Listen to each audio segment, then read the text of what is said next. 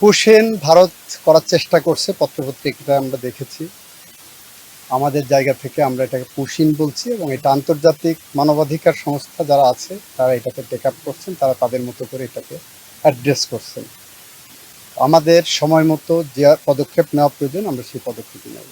রাশিয়ার যে মামলাটা সেটা ইতিমধ্যেই বাংলাদেশ সুপ্রিম কোর্টের হাইকোর্ট বিভাগে যে বিশেষ বেঞ্চ গঠন করা হয়েছে সেই বেঞ্চে শুনানির তালিকায় আছে।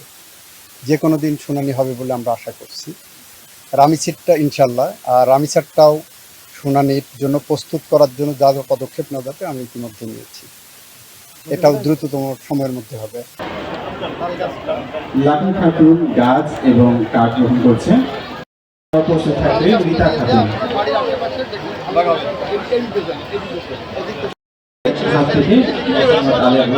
এবার রত্না খাতুন।